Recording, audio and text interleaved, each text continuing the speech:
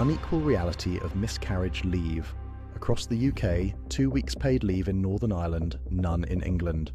The loss of a pregnancy is not only a medical event, but a deeply personal bereavement, often experienced in silence and without the time or space to grieve. For many workers, the expectation to return to normality within days can feel both isolating and overwhelming, compounding an already profound loss. In workplaces across the UK, how that loss is recognised or not recognised can make a significant difference to recovery, dignity and well-being. As of April 2026, Northern Ireland has taken a decisive step forward to becoming the first part of the UK to introduce statutory miscarriage leave. Under the new provisions, employees and their partners are entitled to 2 weeks of paid leave from the first day of employment, covering pregnancy loss at any stage. This marks a clear recognition that miscarriage is not simply a health issue, but a form of bereavement requiring time, support and understanding. In contrast, workers in England and Wales remain without any statutory right to leave following a miscarriage before 24 weeks. Instead, they must rely on a patchwork of sick leave, annual leave, or the goodwill of their employer. While protections exist under the Equality Act 2010, particularly where absence is classed as pregnancy-related illness, these provisions do not recognise the emotional impact of loss. As a result, many employees find themselves forced to frame grief as sickness, or to return to work before they are ready. This disparity is particularly stark when compared with the rights that already apply after a stillbirth at 24 weeks or later.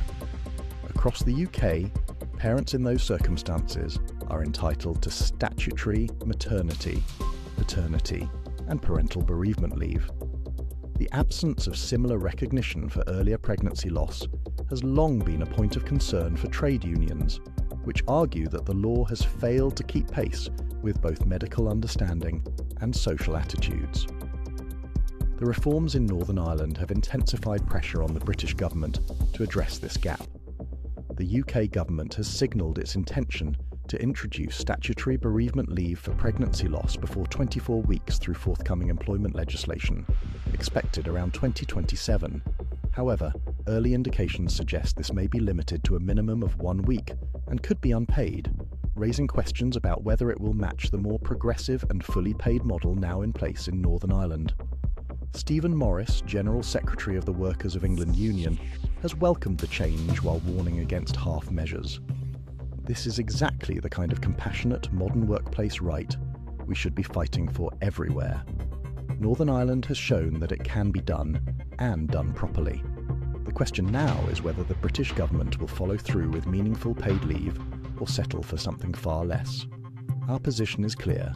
Anything short of full recognition and proper support is not good enough for working people across England and Wales. For trade union members, the contrast is clear. Northern Ireland has set a precedent by embedding miscarriage within the framework of workers' rights, recognising both the emotional and practical realities of loss. Northern Ireland has established a progressive statutory right to 2 weeks of paid leave from day one of employment, requiring no medical evidence. In contrast, England and Wales currently offer no statutory protections for miscarriages occurring before 24 weeks, leaving workers reliant on sick leave or employer discretion. While the British government has proposed changes for 2027, the data suggests these may fall short of the Northern Ireland model, potentially offering only 1 week of leave that remains unpaid. In England and Wales, progress is promised, but not yet delivered.